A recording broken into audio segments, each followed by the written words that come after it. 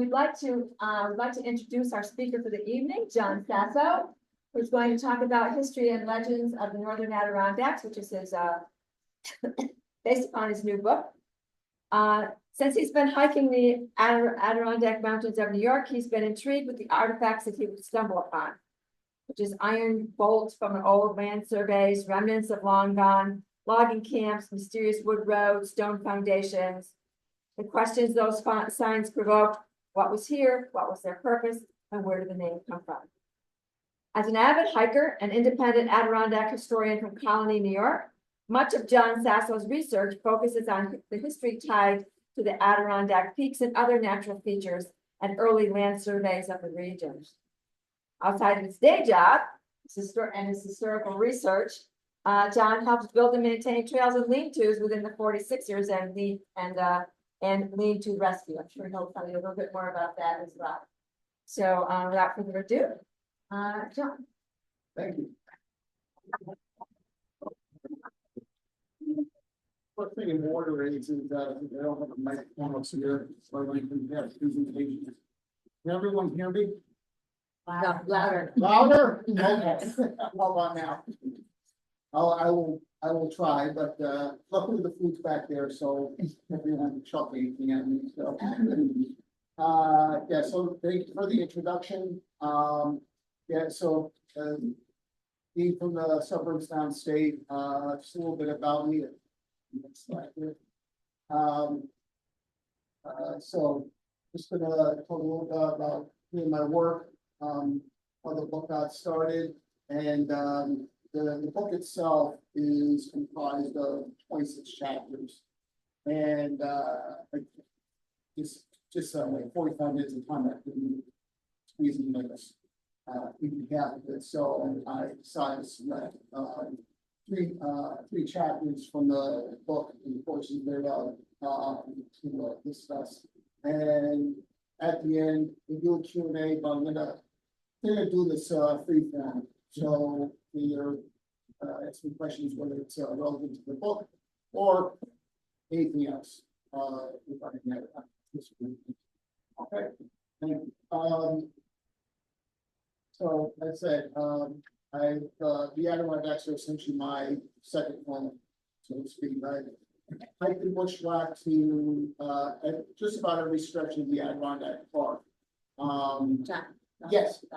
Wow. Okay. I hiked the bushwhack pretty much every stretch of the Adirondack Park. At least 380 feet. And for at least 12 years now, been with some trail crews, but in particular the Adirondack 46er trail crew. In fact, over here, Whiteface, we maintain the trails going up both Marble Mountain and the Wilmington Trail. So when we hike that, we help maintain that. And also maintain a number of fire towers in the Adirondacks, and in particular around the caretakers of Mount Adams. And as far as my research interests are concerned, which I've been doing the historical research for 7 to 8 years now, my areas of interest are old land surveys, and also the history tied to land features. Being a hiker, of course, I'm going to have a bias towards Adirondack peaks. When I talk about the history of the peaks, some of which my book goes into, I just don't solely deal with their main origin. Part of it, I like to give a greater breadth in terms of the history in regards to their use in early land surveys, any Native American legends or folklore connected to them, strange and interesting events that occurred, the use for natural resources, whether they're logging or mining and so forth, how the state came to acquire the land, when trails were built, if there's trails on there, and so on and so forth. sightings. So, and in particular, this yeah. So this map, by the way, this is blue lines, the Adirondack Park. Pretty much each dot here represents a peak or other land feature that I've researched. And so today I've come close to 300, along with almost 300 peaks and about 29 other features. And from this, at least 160 papers have been written, been published in Adirondack Almanac, Adirondack Peaks, and Union College's Adirondack Journal of Environmental Sciences. And part of my notes are in so far. Notebooks, folks will let me know, look at those. And then finally, many of you on Facebook, we're going to be on Facebook. I'm the creator of the Facebook group History and Legends of the Adirondacks. I know Guy is a member there, and I played back in 2015, and very busy group, and I have my co-admins Mark Friday and Joe Ryan. Thank you for helping me some of the burden there. Next, please. And of course, this is the excuse me, the cover of my book, which came out in February February this year. And pretty much how that came about is I had all, like I said, I had all these papers, and it's like, okay, I gotta do something with them right here. And I had a difficult time trying to find a publisher. And so and I can't remember the details, Karen can correct me, but I managed to get a hold of Karen because the Wilmington Historical Society had their book published, and they told me what publisher they use, which is High Peaks Publishing. And so which is that's run by Tim and Beth Rowling. So I got in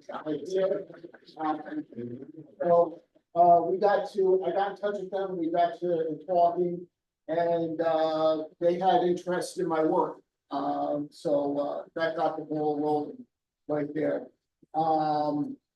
So they were immense help. But I just want to point to two other people I'm really grateful for in terms of just my work in general. The other gentleman is Chuck Schwerin. He is the former editor of Adirondack Peaks magazine, the Adirondack 46ers. I reason I thank him is he helped me get my very first paper published, which is actually in chapter 1 of my book on how the Adirondack 46 high peaks, how the list actually got established. May seem simple, but I ended up through like 3 years of work research, finding things that pretty much no other publication had gone into in depth, and actually ended up debunking a good number of myths as well. I was going to include that chapter in my talk tonight, but I got to where, all right, I need this as it's too much here, it has to be as a separate talk. So I pulled that out, and there go the other three right there. And then finally, Margie Modio, the Kelly Adirondack Center of Union College. And I've been working with her for almost 8 years. She's been an immense help in terms of obtaining archival material and what have you, including the material used for the chapter on the Ampersand Mountain. Some discoveries I discovered I made, which is I feel is found in probably this year. So so let's get to First one is Ampersand Mountain. The great thing about Ampersand, at least from a historian's perspective, is I find it's just so chock full of history. Not just because it was a former fire tower or peak or Frank Colvin's survey stations, but Native American legends and much more. So from this picture here, you can see the view of Ampersand Lake from the summit, and you've got the Seward and Seymour and the Sangamon Range in the back. It's like just and just some neighbors relaxing and the great view of the Saranac Lakes from there. So for Ampersand, before actually came Ampersand Mountain, it was formerly called Moose Mountain, from back as early as 1860.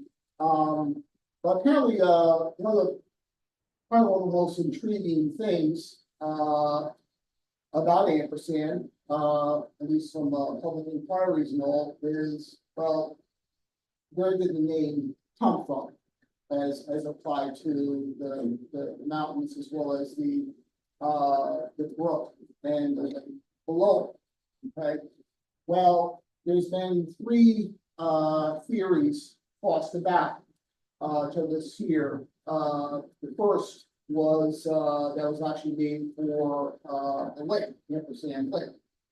This came from the Adirondacks surveyor for Frank Colvin, his 1872 report, where he says it's a corruption of the word amber sand, quote, to the bright yellow sandy shores and islands which really make it truly Ampersand Lake.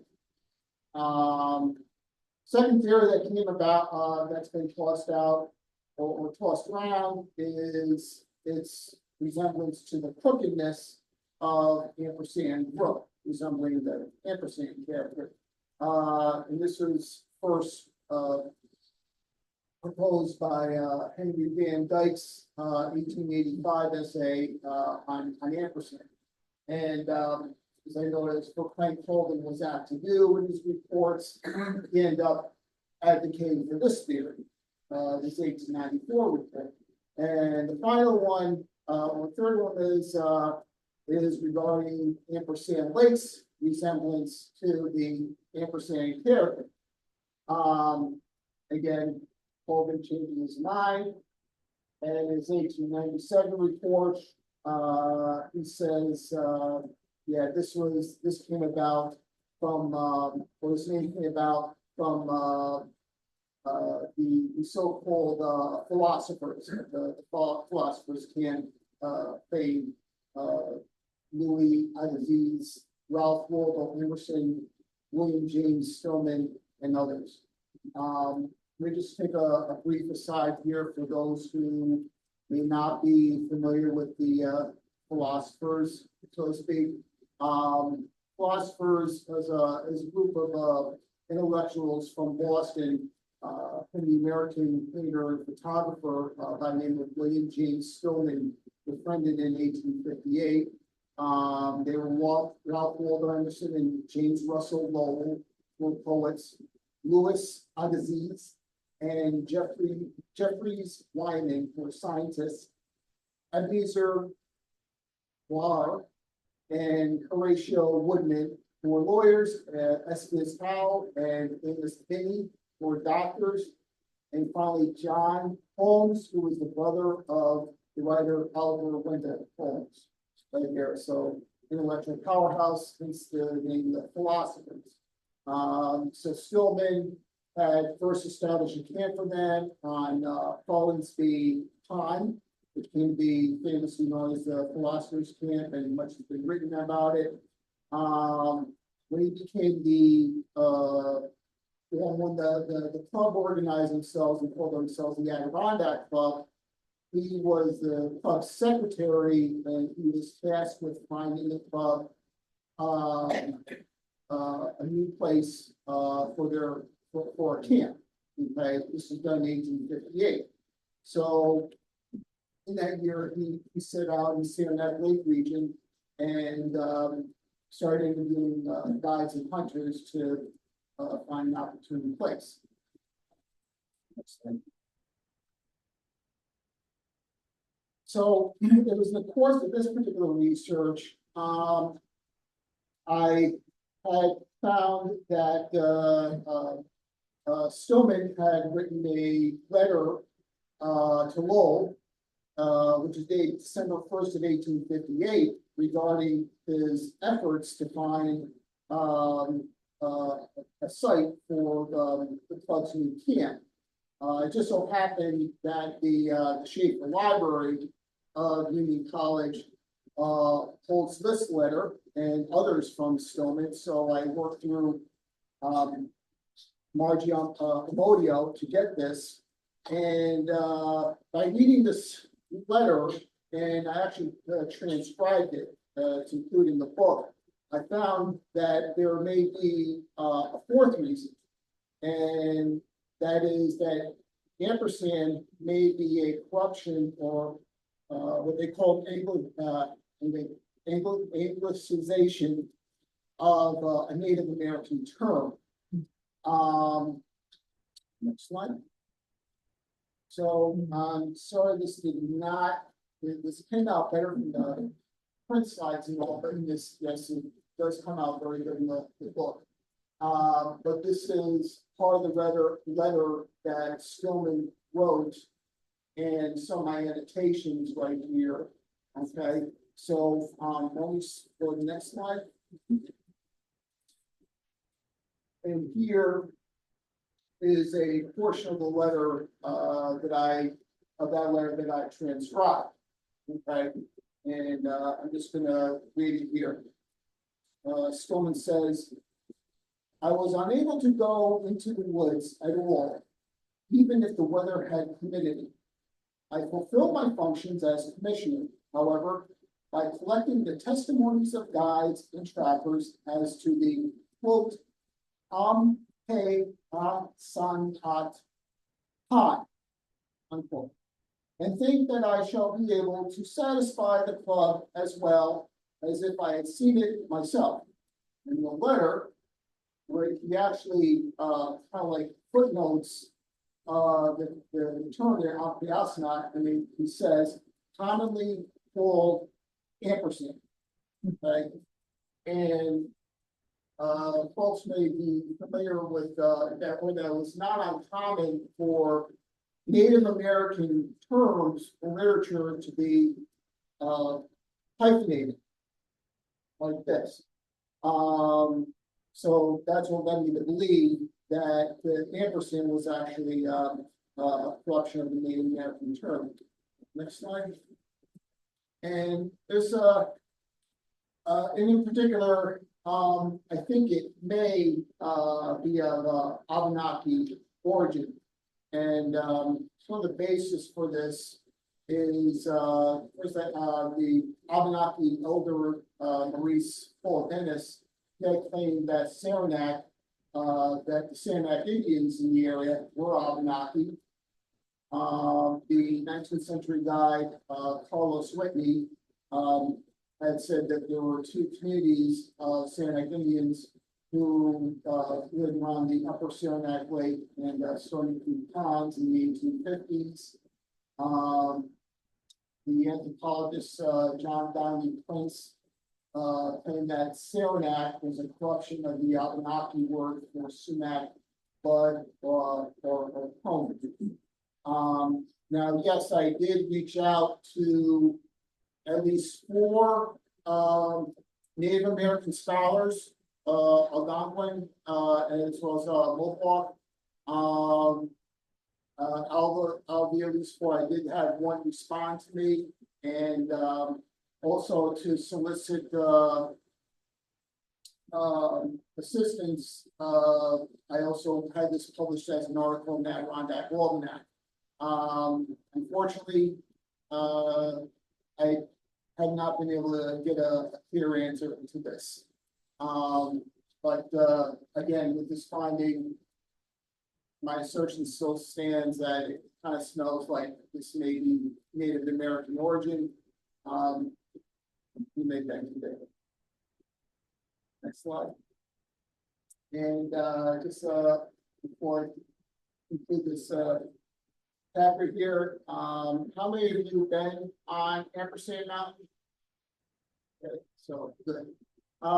So one of the regarding the trails up Ampersand, actually the first trail that was built up Ampersand was actually cut from Ampersand Lake, one of the south slope there. And that was cut in 1872 by a physician by the name of William Watson Eli.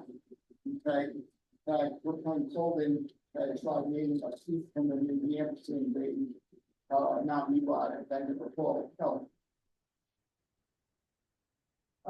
I bushwhacked that peak back in like 2017, and nothing there that, but I'll tell you that is a vicious whack, so I don't recommend it.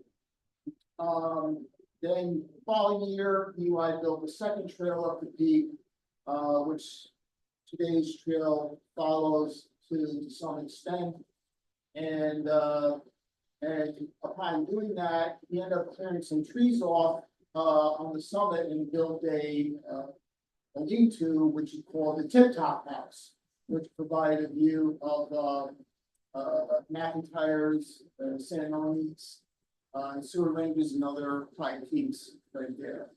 Now, bring this up because I've seen the claim that, okay, Ampersand's clear summit, or mostly bald summit, or plain Colvin is to blame for that. Well, not exactly. I mean, he exasperated the situation when he was up there in 1873 and he established the summit of Ampersand as a triangulation station for his Adirondack survey. Yes, he did clear a good number of trees off, but like Billy Joel once saying, he didn't start the fire, so to speak. So Eli got it started. Next slide, please. And this is actually this sketch here. This is a sketch by Plain Colvin from his 1874 report. And here you can see stumps of the trees cut down, and right here, that is Eli's Tip Top House. Okay. And this is also from this is Plain Colvin's map. I just wanted to show you the two different trails going up the mountain. This is the southern south facing trail, which actually started on the Philosopher's Camp. That was first cut. And finally, this is the Baylor area. Flat area you see today, and you're over there to see the footings for the old fire tower. So this tower, that was built in 1911, and it was removed by the EPC in July of 1977.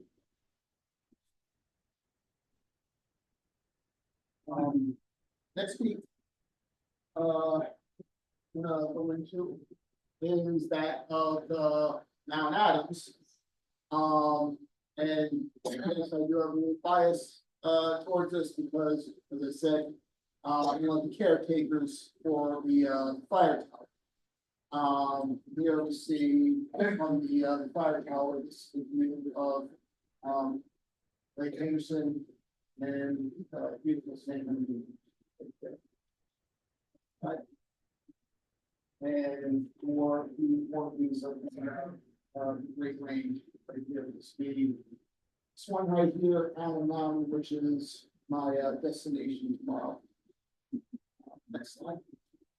And just want to, before I go into more of the history, to leave this by showing you a photo is from 1917. This is the steel tower, which hikers enjoy today. And here you can see the old wooden tower that is in place. And it's amazing, you can see all the trees that are down, and you're up there, you really think it was like this. And finally, just a little shameless promotion here.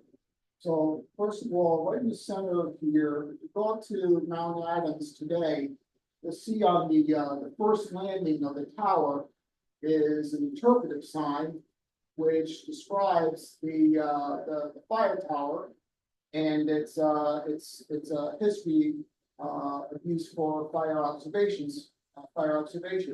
by the state. This was provided by the Open Space Institute. Here, to the right, this is part of the crew. This is me right here. Others. This is part of the crew that helped bring up the sign and put it in place. We did this back in May, if I remember certainly correctly. The gentleman who took this photo is Jack Coleman. And it is Jack Coleman along with volunteers from the Adirondack High Peaks Forum who spearheaded the move to protect and preserve the fire tower on Mount Adams. And finally, this is a photo of me. I am holding up 40 plus pounds of the interpretive sign to Adams. My cohort was actually getting up the pedestal right here, so I like that. All right, so let's get onto the name right here. So Mount Adams was named in 1872 by Frank Colvin, and he named it at the same time. He named two high peaks, Mounts Redfield and Street. Now, we said in his report, and he said, quote, the appropriateness of the new names, Mount Redfield, Mount Street, Mount Adams, given to summits hitherto unnamed, will be appreciated by those acquainted with the written history of the region. Very important. Okay. Now, in looking into this, when I was first researching Adams,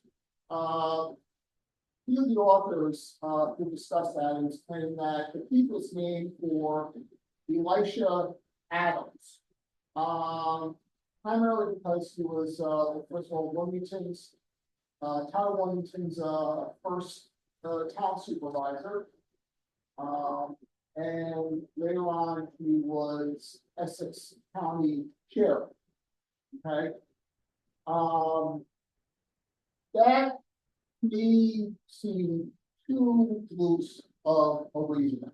Okay, especially because there were numerous other males between 1800 and 1860, those are the surveying Alex.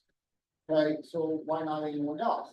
Plus, the other thing is regarding Redfield and Street. Well, those folks are not politicians. In particular, for those who don't know, Redfield is named for William C. Redfield. He's a meteorologist. He's the one who first set eyes on what we refer to as the Pride Peak of Essex, or what we know today as Mount Darcy. He was one of the first to ascend the peak in 1837. Street is named for Alfred Billings Street. He's a very famous poet, state librarian, and also the author of the classic book, The Indian Pass, written in 1869. It was also his 1860 book, Woods and Waters, which spurred Colvin to do exploration in the Adirondacks. Okay.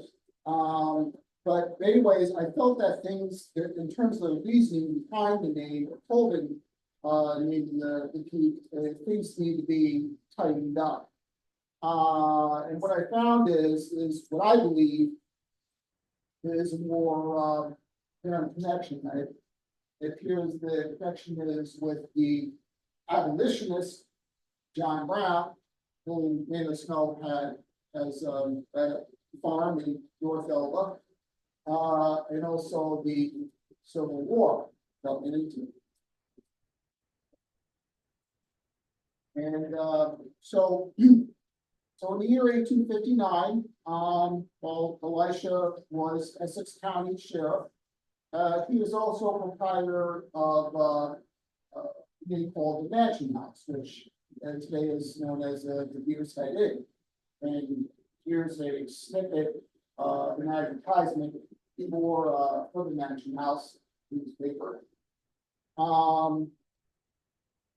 Also, what happened that year, or later that year, was that was when John Brown was hung in Charlestown, Virginia. Particularly, he's hung on December 2nd, and this is due to his failed raid on Harper's Ferry. Okay.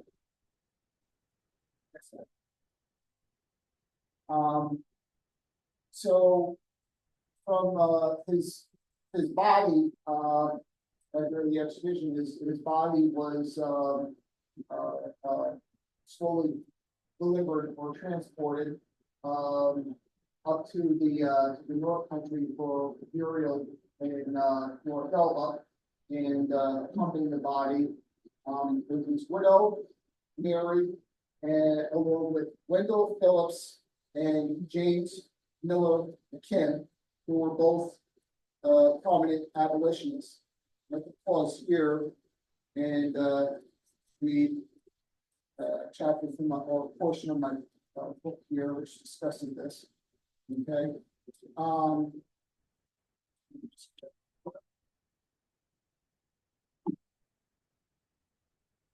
So John Brown's wife, Mary, and her cortege, Wendell Phillips and James Miller McKim, arrived in Elizabethtown from Vergennes in a carriage at 6 p.m.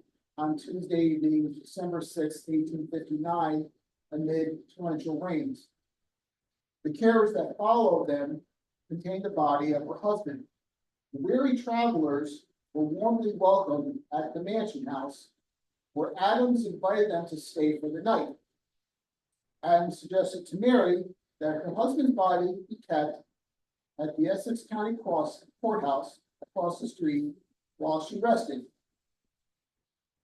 The body of John Brown was taken to the courthouse and placed in the courtroom where 4 men, selected by Adams, stood guard over the body. They were Richard L. Hand, A.C.H. Livingston, Orlando Kellogg, and Henry J. Adams, which was Elisha's son. At 4 a.m. the next morning, Henry started for North Elba on horseback to apprise the family and friends there of the approach of Brown's body, and that the funeral would take place on Thursday. Henry's passage to North Elba was, by all accounts, a perilous one, as a storm the night before had swept away several bridges, and the rough dirt roads were in terrible condition. While Henry was on his treacherous journey to North Elba, the whole of Elizabethtown turned out to meet Wendell Phillips at the Mansion House. Phillips would deliver the oration during Brown's burial the next day. Afterward, Mary Brown, Phillips, and McKim embarked on their long and uncomfortable journey to North Elba, with the body of John Brown in tow, arriving at their destination at 9:00. So this is so with respect to John Brown, and he was seemingly a prominent figure up north. That is why, first of all, I think that's is key to Verplaine Colvin, giving the name Adams that he did to the peak. And I carry on though, because also I believe Henry was affected. So as I said, this is Henry, Elisha's son, Civil War veteran who enlisted in the what's called the 118th New York Volunteer Infantry Regiment. And those who are Civil War buffs will know this. It's called the Adirondack Regiment, because of its 10 companies were formed from different towns in the Adirondack region. Next slide, please. So this is a list of the different companies of the 118th. So in particular, he was of company right here. Next slide.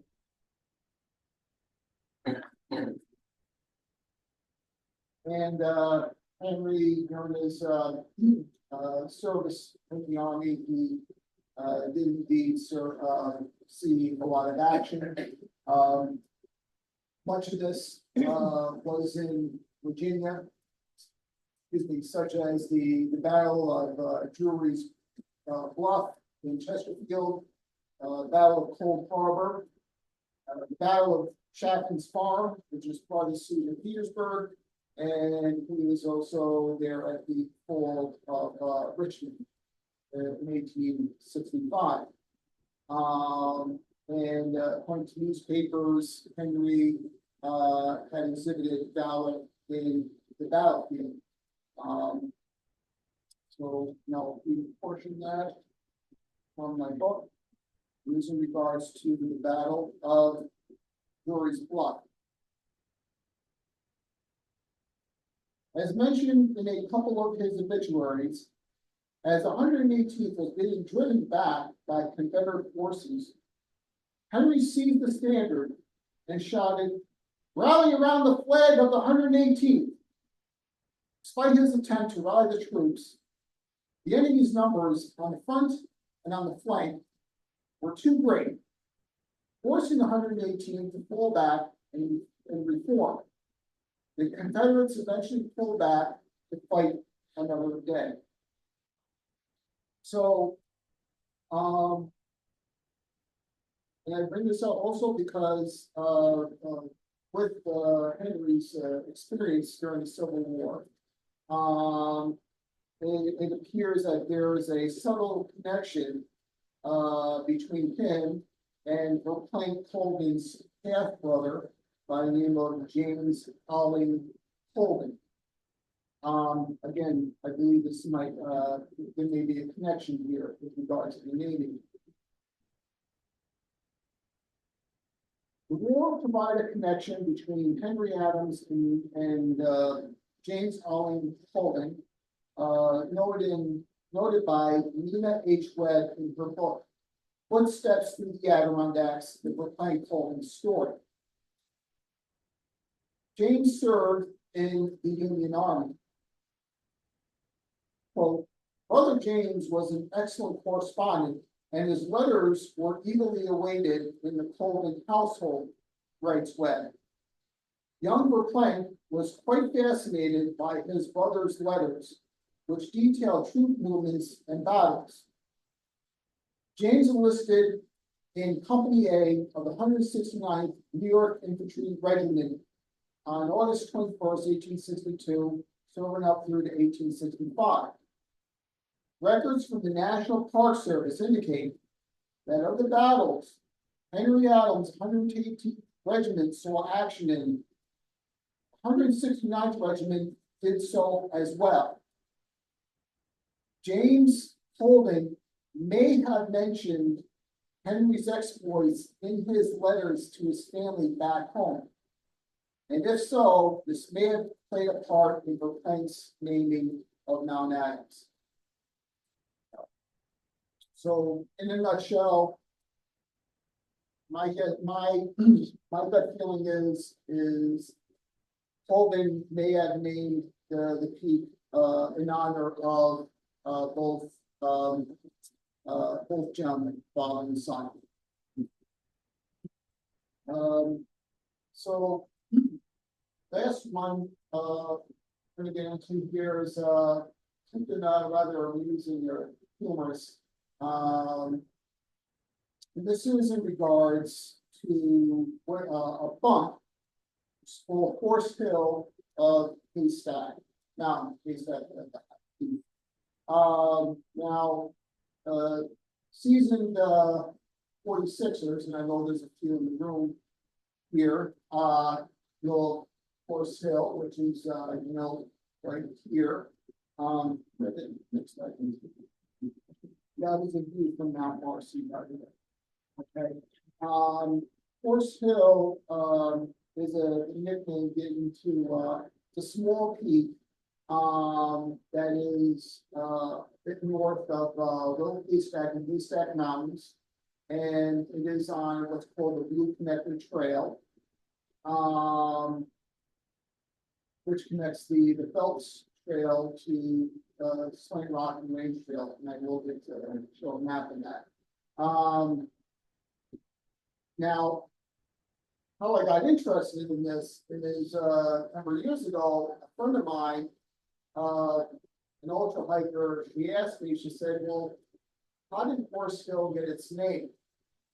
All right, so naturally, my first guess would be there's a horse there, or maybe from a survey where, no.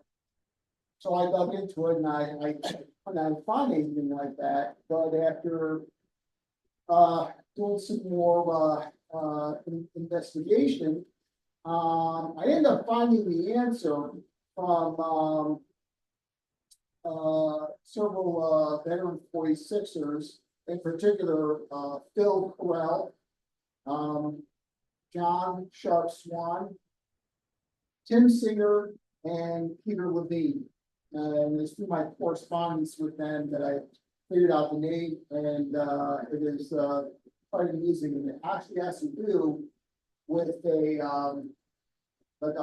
it was a 5-day hike, a World 46 hike piece done in August of 1977 by Sharp Swan and Ed Haley. 5 days. I know people have done them in shorter time, but that's incredible. So here in particular, this is a trail map that I created with the colors corresponding to the trail markers. But so essentially here's Haystack. There's Little Haystack. This is the junction of the junction between the Blue Connector Trail mentioned and what's called the Range Trail. And this bump right over here, that's called Horse Hill. And then now going to how this was named.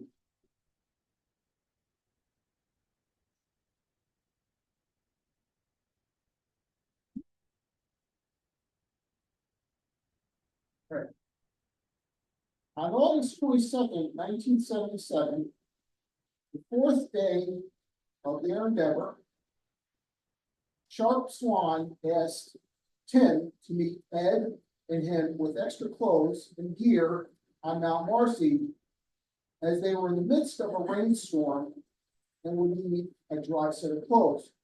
Tim and the support group he headed climbed up the shortcut, the trail section right here, number 1. Climbed up the shortcut and went to the camp they established at the old Snowbird into site. Here. And their packs heavily laden with gear and clothes. Another support group, which included Peter Levine, climb from the Slate Rock lean-to the haystack with whole packs. And this is Slate Rock right here, and this is essentially the yellow, piece of the bed that you saw. I'm sorry? This was August of 1977. So that was the old Slack Rock. This was, I don't Yeah, that was the know. old. Yeah. So, Right in front of the rock. okay. My apologies for any lack of that, see. So, okay, so, yeah, Haystack, from Haystack, they headed to the Snowbird Base Camp to meet up with Tim and his group. From there, Tim, Peter, and others headed to Marcy to meet Sharp and Ed with the gear they requested, which meant going over the Blue Connector Trail. So essentially, they went from Snowbird Base Camp, going over Blue Connector Trail in Morse Hill, and then up to some extent, Mount Marcy. Okay. Sharp says that he and Ed made their way down from Marcy and met up with Tim, Peter, and company before making their way up. Everyone decided to head back to base camp, which entailed Peter going back over the Blue Connector Trail a second time. So going back up over back to the Snowbird camp. Regarding Peter, Tim says, quote, Levine had packed a ton of gear to campsite. Because of that, I dubbed him Pete the Horse Levine. When he chose to join us for a second trip up Haystack, and we got to the shoulder near the Haystack Range Trail Junction, and here, our friend Mike Boyd asked what the name of this bump was. I said, it has no name, so we should call it Horse Hill. Quote. And so, it is so on August 22nd, 1977, Tim Singer christened this unassuming bump Horse Hill after their hardworking, tireless friend, Peter Levine. According to Peter, quote, while I don't think of myself as much of a horse, I can assert that my character was accurately defined by my closest friends in 1977. And I just want to add that Horse Hill is not the only peak which Sharp and his group had named. According to Tim, quote, we were constantly naming random false peaks for our friends. We also named an Englehart Hill, that was White Peak. We named Mount Colding Palin Peak. They named Gothic's Swan Peak and Iroquois Peak Singer Hill. Of course, names never really stuck. As for their peak naming, Peter said, quote, from my recollection, the naming of peaks, as Tim illustrates, was done as a way to pass the time on the trail. I can remember discussing the nuances of each peak and how the character of each person was appropriately assigned to their height point, unquote. So, and this whole matter of peak naming is, not unusual. In fact, actually, the first 46ers, Bob and George Marshall and Herbert Clark, they did the same thing. In fact, they had dubbed the Iroquois Peak Herbert Peak. Boundary Peak was called Robert Peak, and the short hill right after Boundary Peak they called George Peak.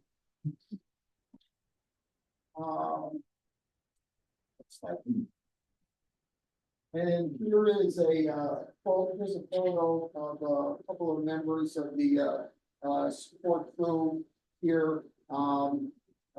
This is Elizabeth. These are we have Elizabeth Engelhardt, Michael Voigt, and Peter the horse Levine. So for the season 46ers or anyone who hears of Forest Hill, now you know where the name came. So that is it. Just to let you know, for again, ampersand Adams. And well, we certainly ampersand Adams. I've only given or divulged a portion of this chapter because, as I said, there's much more history tied to them, and quite a bit more about various pieces in the book. So I will leave it at that. It's one little bit of text.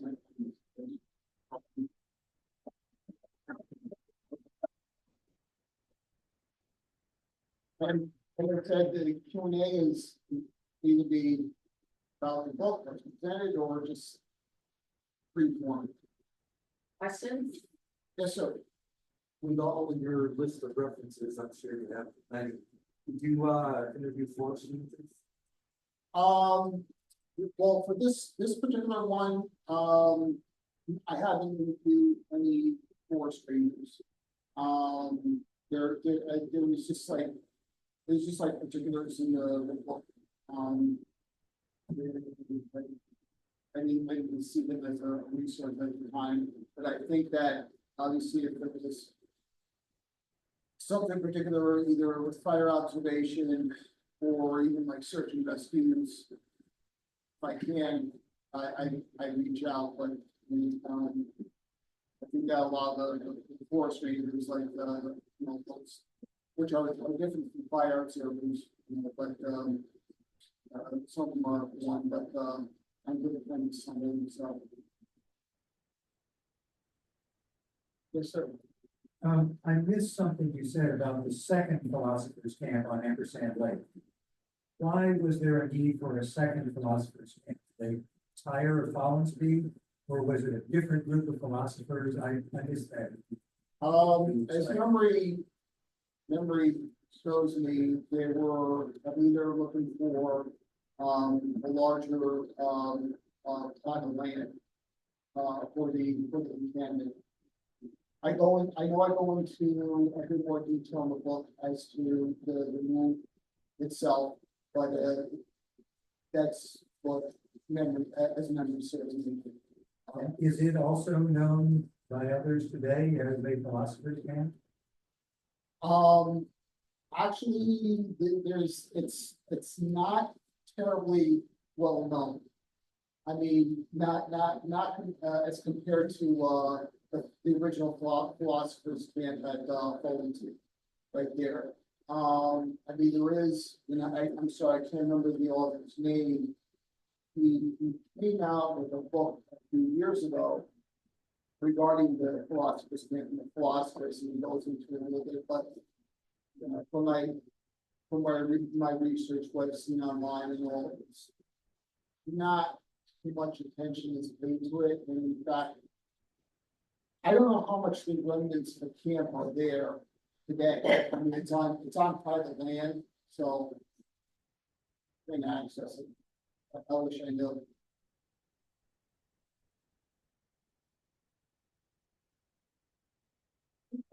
Thank you very much for your time. Really appreciate it.